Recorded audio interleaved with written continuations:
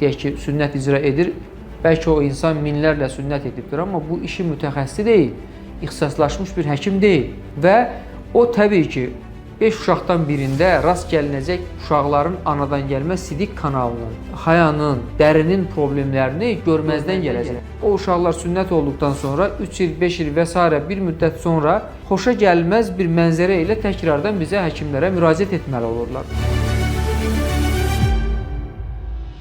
Əvvəlcə ev şəraitində icra olunan sünnətlərin demək olar ki, hamısı ikincili sağalır. Onlar adi temperaturda, yəni adi temperatur dedim, yəni qaynayan su temperaturunda yaxud da sadə bir dezinfektanla, məsələn spirtlə ölmürlər. Əks halda uzun müddət davam edən və bəzən böyük cərrahi rekonstruksiyalar tələb edən cərrahi prosedura uşaq məruz qala bilər. 80-90-cı illərə qədər 1-2% insanlar xəstəxana şəraitində sünnət edilib. Hər kəs demək olar ki, ev şəraitində xüsusi sünnət edən şəxslər tərəfindən sünnət edilirdi. Amma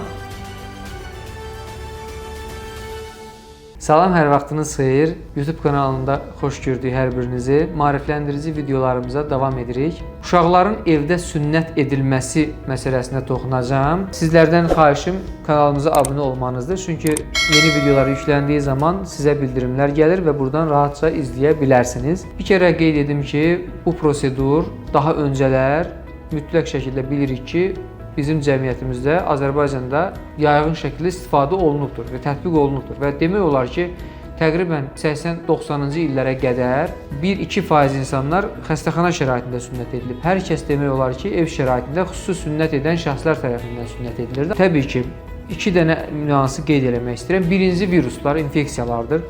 Misal üçün, biz bugünkü gün xüsusi avtoklavlarda, xüsusi dərmanlarda əməliyyat alətlərini sterilləşdirməklə növbəti xəstəyə istifadə edirik. Çünki bilirik ki, indiki bəzi viruslar hepatit viruslarıdır və bəzi digər bağırsaq infeksiyalardır, bakteriyalardır ki, onlar adi temperaturda, yəni adi temperatur dedim, yəni qaynayan su temperaturunda yaxud da sadə bir dezinfektanla, məsələn spirtlə ölmürlər. Çünki xüsusi özlərinə qarşı bir müdafiə yaratmış, dirənc göstərən, belə deyək, bakteriyalar və viruslar yaranıbdır, ştamlar yaranıbdır. Və bu məsələ 40-50 il bundan öncə daha fərqli idi.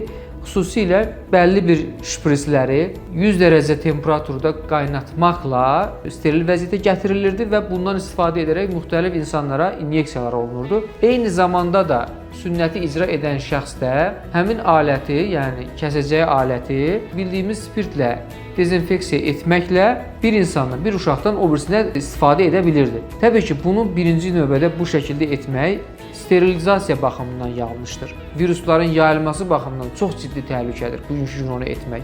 İkinci bir məsələ, bugünkü gün sünnətləri biz steril əməliyyatxanada icra edirik. Hansı ki, o əməliyyatxanada uşaqların böyrək əməliyyatları, digər orqanların əməliyyatları və s. icra etdiyimiz bir steril masadır. Ora təmizlənir, dərmanlanır və s.